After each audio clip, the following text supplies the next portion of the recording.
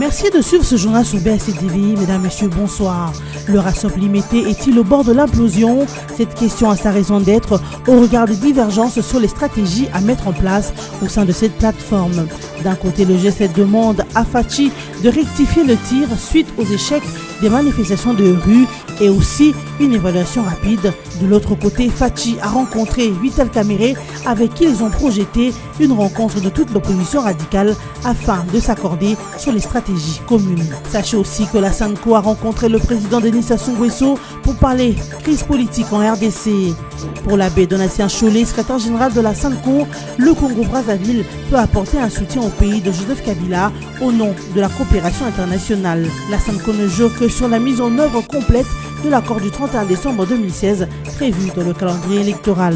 Et enfin, face aux besoins humanitaires croissants, la Belgique décide d'octroyer son aide financière aux organisations locales de développement en RDC au lieu du gouvernement. Une décision qui vraisemblablement n'affectera pas le gouvernement congolais qui d'ailleurs pendant plus de 10 ans a assuré sans l'aide de l'ex-colonisateur. Le gouvernement congolais pense que les responsabilités de la fragilité dont il est qualifié par les Nations Unies sont partagées.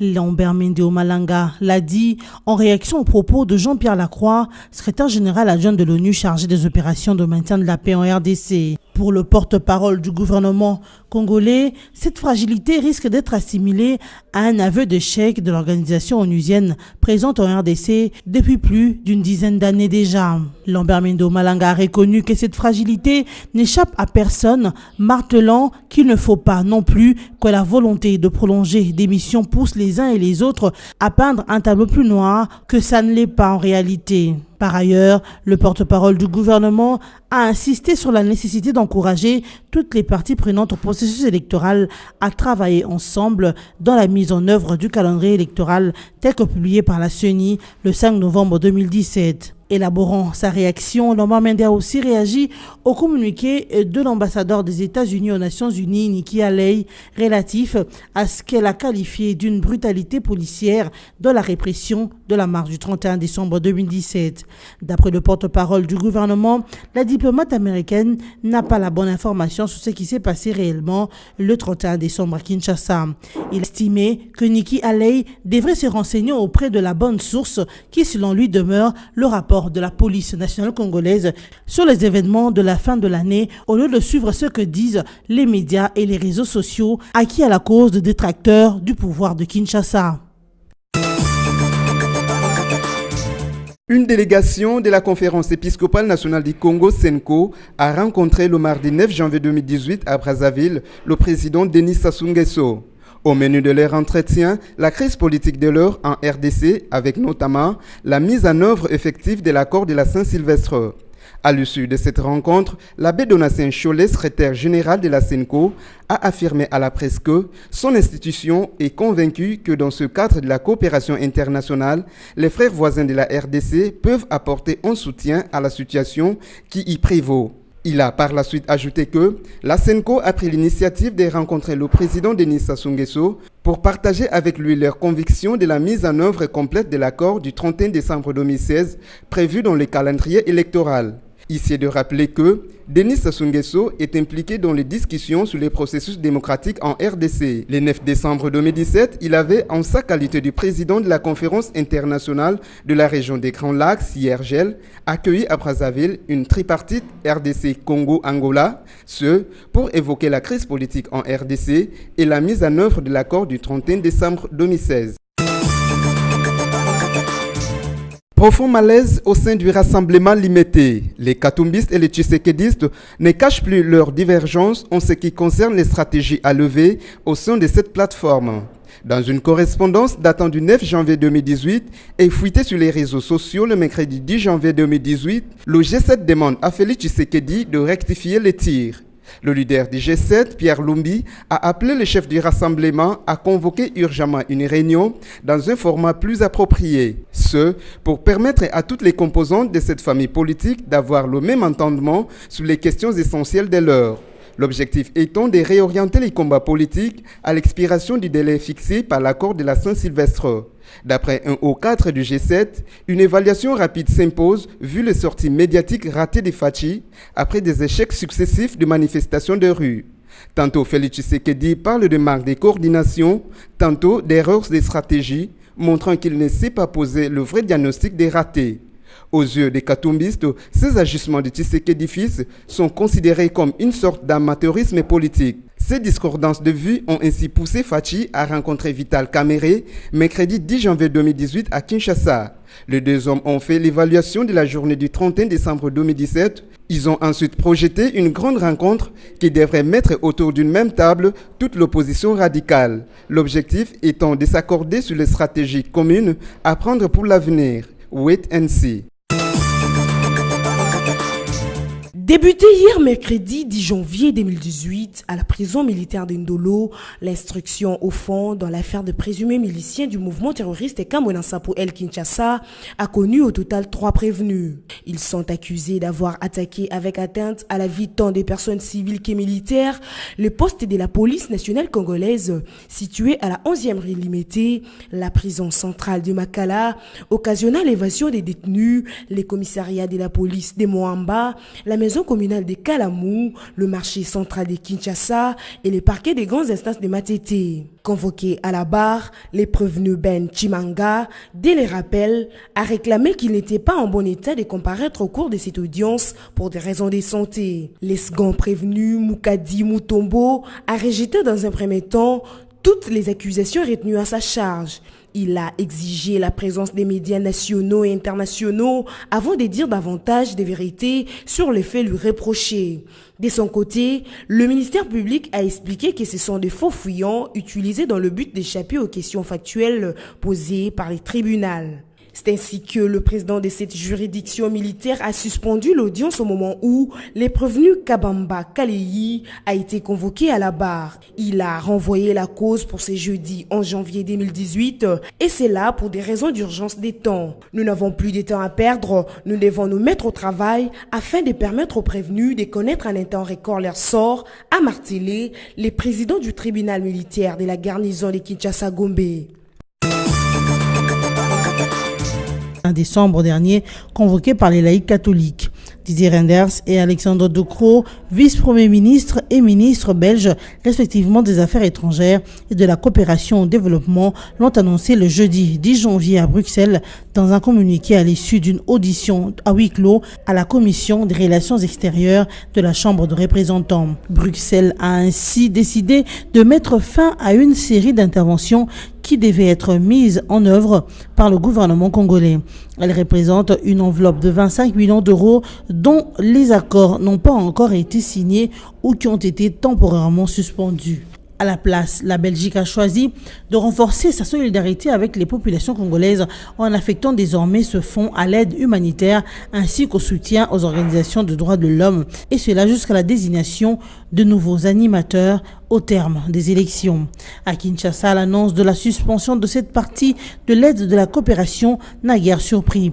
En effet, lors de son séjour quinois en novembre dernier pour l'inauguration du nouveau bâtiment de l'ambassade de Belgique, Didier Reynders avait déjà annoncé la remise à plat de cette coopération pour privilégier l'aide humanitaire directe. Kinshasa considère aussi comme marginal l'impact de cette mesure présentée comme une sanction puisqu'en avril dernier, le gouvernement congolais avait suspendu la coopération militaire belge, autrement plus coûteuse et stratégique pour la RDC. Kinshasa réagissait ainsi aux critiques qu'avait émises le patron de la diplomatie belge après la nomination de Bruno Tshibala par le chef de l'État au poste de Premier ministre. Ce n'est d'ailleurs pas la première fois que la RDC affiche cette posture souverainiste et de dignité face à son ancienne métropole. En 2008 déjà, le gouvernement congolais avait suspendu pendant plus d'une année les relations diplomatiques avec la Belgique, une rupture qui faisait également suite à d'autres critiques de l'ancien patron de la diplomatie belge, Canel de Gouche. Vous l'avez peut-être suivi ou pas sur les ondes de la radio-télévision nationale. Sachez quand même que c'est depuis le mardi 9 janvier 2018 que le chef de l'État avait signé les ordonnances d'investiture de gouverneurs et vice-gouverneurs de 3 provinces. Il s'agit de provinces de l'Équateur, du Kasaï central et de la Mongala. Au terme de ces ordonnances, Bobo Boloko et Tati Bikamba sont respectivement investis gouverneurs et vice-gouverneurs de la province de l'Équateur. Au poste de gouverneur et vice-gouverneur de la Mongala, Louis Mbonga et Aimé Boukanga. L'ancien ministre de Sport, Denis Kamba Ishimbumbu, a été investi gouverneur de la province du Kasaï central avec comme vice-gouverneur Manix Kabwanga. Ces investitures viennent mettre fin au suspense et abrogent toutes les dispositions antérieures. Il s'y est en outre de noter que les cérémonies de remise et de reprise entre le gouverneur provincial sortant et entrant sont probablement prévues à la fin de cette semaine. Les victimes des averses tombées sur Kinshasa le jeudi 4 et le dimanche 7 janvier 2018 ont été inhumées le mardi 9 janvier 2018 à Kinshasa. Les funérailles ont été financées entièrement par le gouvernement RD congolais. Parmi les victimes inhumées figurent les 5 enfants d'une même famille morts noyés dans les eaux de l'Ondé qui s'est abattu dans la nuit de mercredi à jeudi 4 janvier 2018 dans la commune de Bandalungwa. Quelques heures après les pluies diluviennes qu'a connu Kinshasa, les différentes rivières de la capitale ont regagné leur lit ordinaire et laissé dans leur passage un spectacle de grande désolation. Certaines victimes entendent encore l'aide promise aux sinistrés.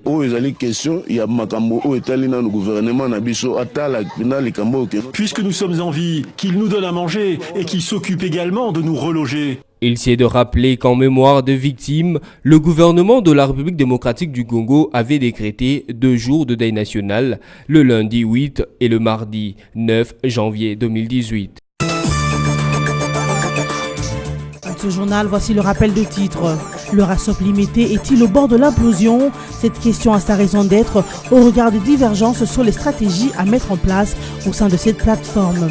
D'un côté, le G7 demande à Fachi de rectifier le tir suite aux échecs des manifestations de rue et aussi une évaluation rapide. De l'autre côté, Fachi a rencontré Vital Kamerhe avec qui ils ont projeté une rencontre de toute l'opposition radicale afin de s'accorder sur les stratégies communes. Sachez aussi que la SANCO a rencontré le président Denis Sassou Nguesso pour parler crise politique en RDC. Pour l'abbé Donatien Cholet, secrétaire général de la SANCO, le Congo-Brazzaville peut apporter un soutien au pays de Joseph Kabila au nom de la coopération internationale. La SANCO ne joue que sur la mise en œuvre complète de l'accord du 31 décembre 2016 prévu dans le calendrier électoral.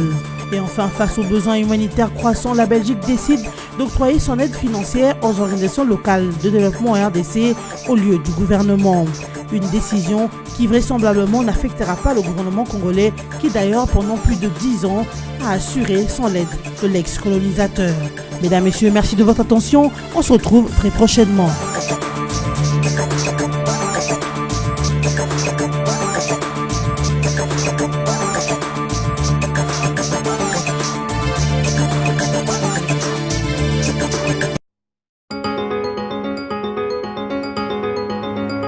Mesdames, Messieurs, bienvenue à cette revue de presse en ligne paru ce jeudi 11 janvier 2018, sélectionnée et résumée pour vous sur BCTV. Ouvrons cette édition de la revue de presse avec le site d'information Forum des As qui titre à sa une. Dans son récent rapport transmis au Conseil de sécurité, Antonio Guterres exhorte l'opposition à s'inscrire dans le processus électoral. Le secrétaire général de l'Organisation des Nations Unies vient de rendre public son rapport sur la République démocratique du Congo. Dans ce document transmis cette semaine au Conseil de sécurité, Antonio Guterres parle des élections, de la MONUSCO, du climat politique, des violations des droits de l'homme, de la crise humanitaire, de la situation économique qui prévalent au pays. Dressant l'état des lieux de la situation politique en cours, le secrétaire général de l'ONU a révélé des fractures profondes qui divisent la classe politique et la société civile. Selon lui, la dite situation est due notamment au nouveau report de la présidentielle et des législatives qui, selon l'accord politique de la Saint-Sylvestre, aurait dû se tenir en décembre 2017 au plus tard. Il demande instamment au gouvernement de la République démocratique du Congo de tout mettre en œuvre pour mener à bien la transition politique. Poursuivons cette revue de presse avec actualité.cd qui écrit Crise politique en RDC, la SENCO chez Sassou. Une délégation de la Conférence épiscopale nationale du Congo, SENCO, a rencontré ce mardi 9 janvier 2018 à Brazzaville le président Denis Sassou Nguesso, président en exercice de la Conférence internationale des régions des Grands Lacs CIRGL. Devant la presse, l'abbé Donatien Cholet, secrétaire général de la SENCO, a fait savoir que les évêques de la SENCO sont convaincus que, dans le cadre de la coopération internationale, les frères et voisins de la RDC peuvent apporter quelque quelque chose dans la perspective de satisfaire les aspirations du peuple congolais. Ils ont ainsi pris l'initiative de rencontrer le président Sassou pour partager avec lui leurs convictions de la mise en œuvre complète de l'accord du 31 décembre dans la perspective d'arriver aux élections comme prévu dans le calendrier électoral qui a été publié afin d'obtenir des élections libres et transparentes. Bouclons cette revue de presse avec l'agence congolaise des presses qui écrit « La société Transco bientôt dotée de 520 bus de Golden ». La société de transport au Congo Transco sera dotée dans les prochains jours de 520 bus Golden Dragon. Firme chinoise a appris à l'ACP mercredi 10 janvier 2018 le ministère des Transports et des Voies de Communication. Une délégation congolaise conduite par Chris Cicéron Bakumba, conseiller juridique au ministère des Transports et Voies de Communication, et comprenant également le directeur général adjoint des Transco, a séjourné dernièrement à Xiamen, en République populaire de Chine, dans le cadre d'une mission de prospection et de finalisation de certains aspects techniques pour la matérialisation du contrat d'acquisition des unités de production. Cette visite de prospection et d'information des experts congolais dans les installations de fabrication et de montage des Golden Dragon s'inscrit dans le cadre des efforts du gouvernement visant à doter Transco d'un outil de travail pour desservir la population congolaise dans des conditions décentes. Pour le vice-premier ministre, ministre des Transports et Voies de Communication, José Makila, l'acquisition des bus se fait dans le cadre du programme de la révolution de la modernité initié par le président de la République, Joseph Kabila. Par ailleurs, José Makila a indiqué que cette acquisition vise également à pérenniser les activités de la société Transco et garantir une longue durée de vie des anciens bus. Le président du conseil d'administration de la firme chinoise Wu Wenbin, qui avait reçu la délégation congolaise, s'est dit satisfait pour la matérialisation de ces contrats qui va contribuer à renforcer les relations de coopération existant entre la Chine et la RDC. Cette revue de presse est terminée. Merci de l'avoir suivie.